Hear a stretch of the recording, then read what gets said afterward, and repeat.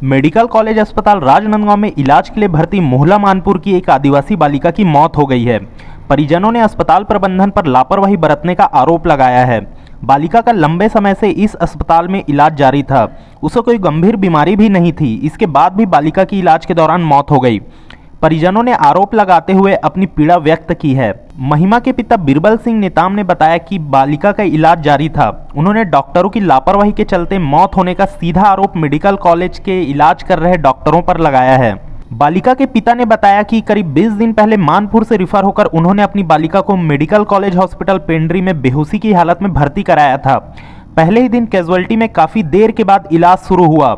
जब महिला medical ward में उसे शिफ्ट किया तो वहां डॉक्टर और नर्सों की लापरवाही देखने को मिली।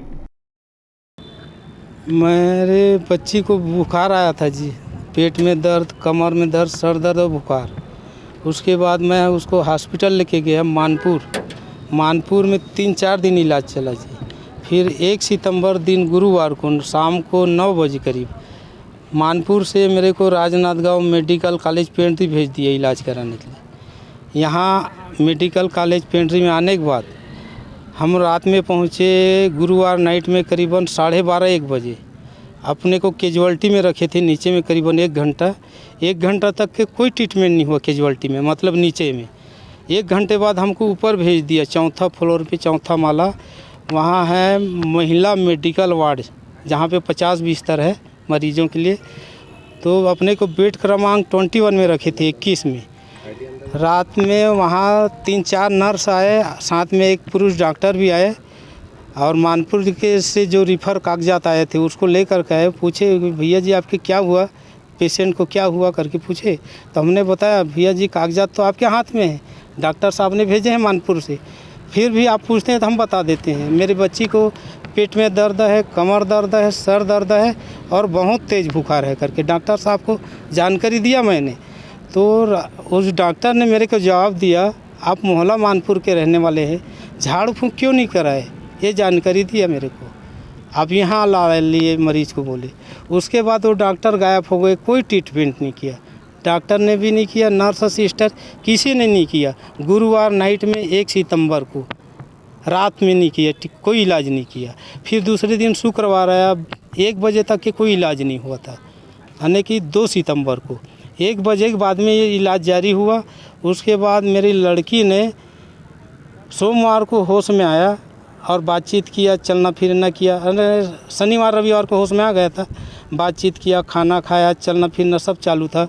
फिर मैंने डॉक्टरों से निवेदन किया, यहाँ का इलाज ठीक नहीं चल रहा है, मेरे को छुट्टी चाहिए, मैं अपनी बच्ची की इलाज कहीं अन्य अस्पताल ले जाके इलाज कराऊंगा करके महिला मेडिकल वार्ड से।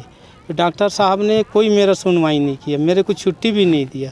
उसके बाद सोमवार के बाद गुरुवार को मैंने फिर डॉक्टरों से रिक्वेस्ट किया, आवेदन किया, सर मेरे को छुट्टी दे दीजिए, मैं मेरे बच्ची का बाहर ले जाके इलाज कराऊंगा करके। पर डॉक्टर नर्स सिस्टर ने गुरुवार को भी मेरी बात नहीं सुनी। अब ये लगातार यहाँ ये इलाज कर रहे हैं उल्टा सीधा गलत। डॉक्टर लोग तो महिला मेडिकल वार्ड में जहाँ 50 बिस्तर है, एक डॉक्टर साहब मुश्किल से 1 घंटे ट्रीटमेंट करते हैं 50 मरीजों का। बाकी सब मेडिकल के स्टूडेंट रहते हैं, उनको पूरा ज्ञान मालूम नहीं है, वो इलाज कैसे करेंगे। सभी मरीज का यही हाल है। उसके बाद हम लोग आ गए शनिवार को, यहाँ पे आ गए आईसीयू में, 4था फ्लोर में ही आईसीयू। वहाँ बेड है 17, टोटल 17 बेड। वहाँ मेरे को भेज दिए ज़बरदस्ती। क्या बोले कि आईसीयू में आपका अच्छा से इलाज होगा, बच्ची है। वहाँ डॉक्टर 24 घंटा जगते रहते हैं, ड्यूटी करते रहते हैं। हमने बोला नहीं वहाँ जाएंगे नहीं। क्यों नहीं जाओगे? हमने बोला वहाँ आदमी परिवार को रहने की जगह नहीं देती, इसलिए हम नहीं जाएंगे। तो बोला सबको नहीं देते पर आपको देंगे, आपकी बच्ची है करके। तो हम उसके माँ बाप दोनों मरीज़ के साथ में रहते थे आईसीयू में, बेड क्रमांक 7 में। तो वहाँ लगातार इलाज चल रहा था। शनिवार के फिर निवेदन किए, यहाँ इलाज ठीक नहीं हो रहा है सर, हमको छुट्टी दे दो, हम बाहर जाके इलाज कराएंगे अपने। फिर भी छुट्टी नहीं दी, आपका बच्ची का अच्छा से इलाज चल रहा है करके।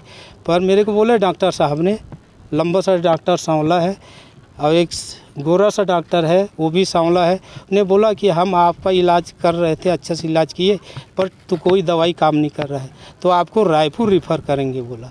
तो हमने हाथ पाँव जोड़ लिए, साहब हम पर दया करो, हमको रायपुर ना भेजो, हम जहाँ से आए हम वहीं भेज दो मानपुर।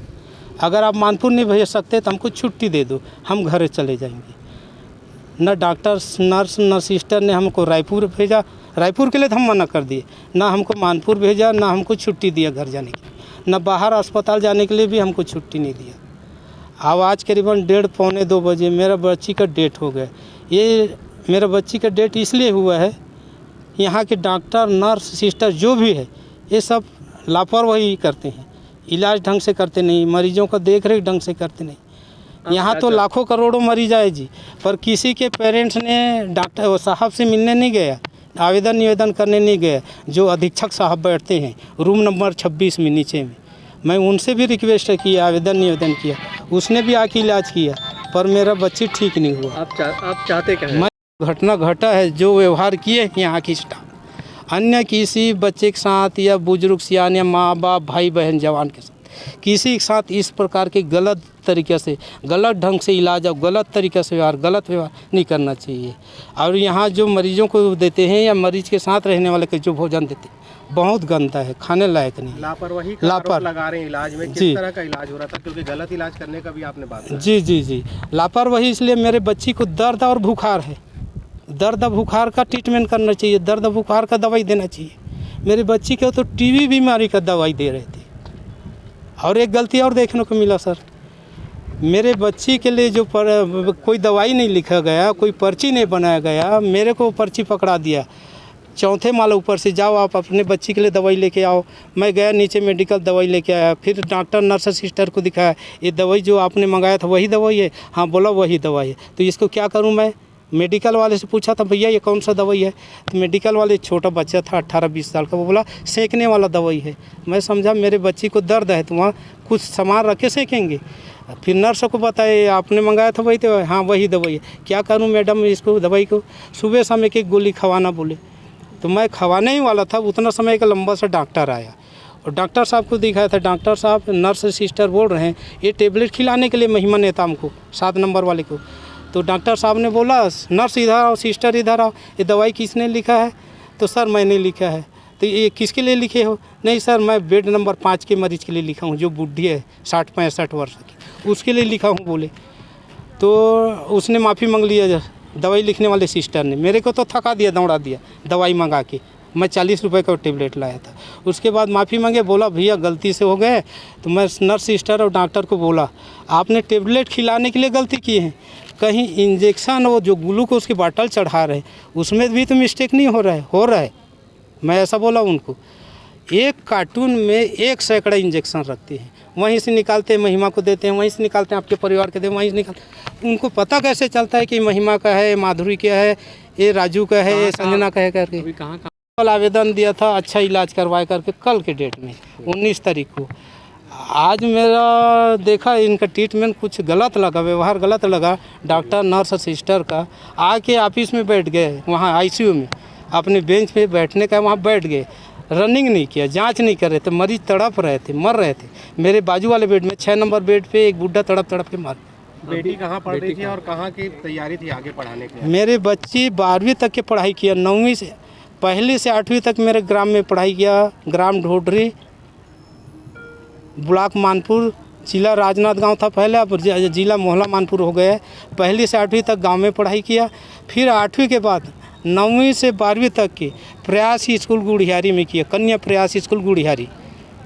वहाँ 12वीं में सर मेरी लड़की महिमा नेताम ने 61% लेकर के मैथ्स में फर्स्ट डिवीज़न में पास हुआ। ऐसा पढ़े लिखे सर लोग बोलते हैं, 61% मतलब फर्स्ट डिवीज़न। अभी इंजीनियरिंग कॉलेज का उसका पढ़ाई चलने वाला ही था। भर्ती भूपेश बघेल सरकार को क्या बोलना चाहोगे? हाँ जी, क्या बोलना चाहोगे सरकार को? भूपेश सर, मैं सरकार को चाहता हूँ माननीय मुख्यमंत्री जी से, मेरे बच्ची के साथ जो गलत ट्रीटमेंट हुआ है, गलत इलाज हुआ है, गलत इसके साथ नर्स सिस्टर डॉक्टर लोग किए हैं, स्टाफ ने जो किया है, अन्य किसी माँ बाप के साथ या उनके बच्चों के साथ, किसी के भैया है, भाभी है, बुजुर्ग सियान है, किसी मरीज के साथ इस टाइप के इलाज नहीं होना चाहिए। क्या नाम है?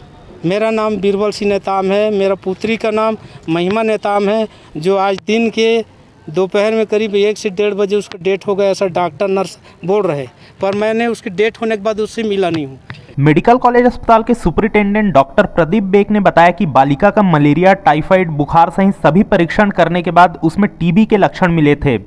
टीबी मस्तिष्क में जा चुकी थी। ऐसे होने पर एक अलग तरह की दवाई दी जाती है जो शुरू की गई थी। इस कारण उसे डिस्चार्ज नहीं किया जा सकता था। हाँ जी हाँ, इस नाम के मरीज हमारे पास भर्ती थी करीब 10-12 दिन पहले, और हमने मतलब उसके बीमारी के संबंध में सभी प्रकार की जांचें की। हमने उसके मलेरिया के लिए भी देखा, दूसरे वायरल इन्फेक्शन के लिए भी देखा। अंत में उसके जो जांच में कुछ टीबी के लक्षण हैं, और उस दौरान उसकी टीबी उसके मस्तिष्क में आ गई थी। इसको ट्यूबरकुलर मेनिंजाइटिस कहते हैं। उसके लिए हमने दवा भी शुरू की करीब 1 सप्ताह पहले। मैंने स्वयं देखा उसको, बट ये दुर्भाग्य है कि बीमारी की गंभीरता की वजह से हम उसको नहीं बचा।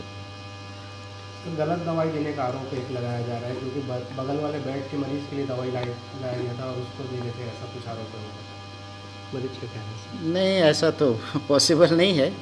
ये तो मैं मतलब नहीं है। नर्स ने माफ़ी मांगी उसी समय कि ये ऐसा उसका कहना है।